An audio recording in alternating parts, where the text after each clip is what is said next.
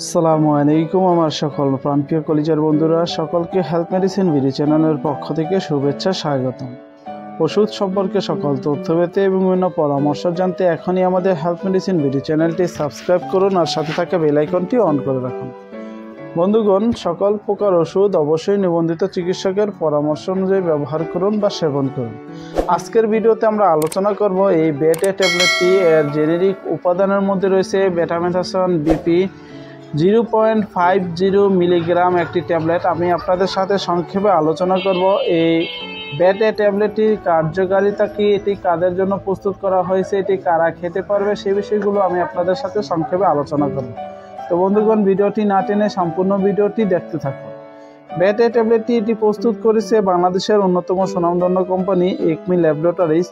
আর এটির কার্যকারিতা বলতে গেলে এটি মূলত প্রদাহ এবং অ্যালার্জিজনিত রোগসমূহের দমনে, যেমন বাতজনিত সন্ধি প্রদাহ, বাতজনিত হৃদপ্রদাহ, তীব্র অ্যালার্জিজনিত অবস্থা, বায়ুনালীজনিত হাঁপানি, যাদের শ্বাসকষ্ট, অ্যাজমা সমস্যা বা অ্যাজমাটিকের সমস্যা রয়েছে তাদের ক্ষেত্রে এটি ব্যবহারের পরামর্শ দিয়ে থাকেন নিবন্ধিত চিকিৎসকগণ। প্রদাহী চর্মরোগ, যাদের চর্মে অ্যালার্জি এবং গোটাগাটির জন্য সমস্যা রয়েছে তাদের ক্ষেত্রে এটি ব্যবহারের পরামর্শ দিয়ে থাকেন নিবন্ধিত চিকিৎসকগণ। এছাড়া এটি চোখ, কান, নাক ও মুখের আলসারে এটি ব্যবহার করা হয়ে থাকে।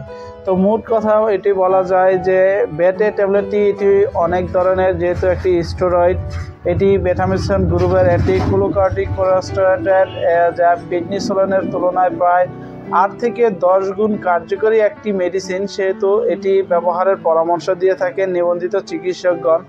এটির কার্যকারিতা অতুলনীয় বলা যায়, তবে এটি নির্দিষ্ট মাত্রা ব্যবহারের পরামর্শ দিয়ে থাকেন নিবন্ধিত চিকিৎসকগণ।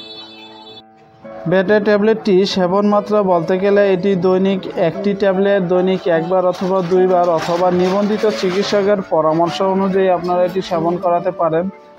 আর এটির পার্শ্ব প্রতিক্রিয়া আমি যদি আপনাদেরকে বলতে চাই, এটি পার্শ্ব প্রতিক্রিয়ার মধ্যে দেখা দিতে পারে ডায়াবেটিস, অস্টিওপোরোসিস, ব্রণের হঠাৎ করে মুখে ব্রণ দেখা দিতে পারে ইত্যাদি কিছু কমন পার্শ্ব প্রতিক্রিয়া দেখা দিতে পারে।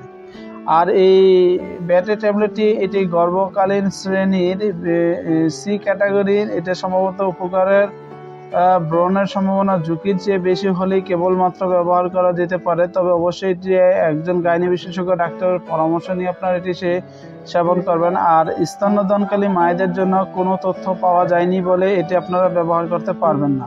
তো বন্ধুগণ, সকলে ভালো থাকুন, সুস্থ থাকুন, দেখা হবে নতুন ভিডিওতে নতুন কোনো মেডিসিন নিয়ে।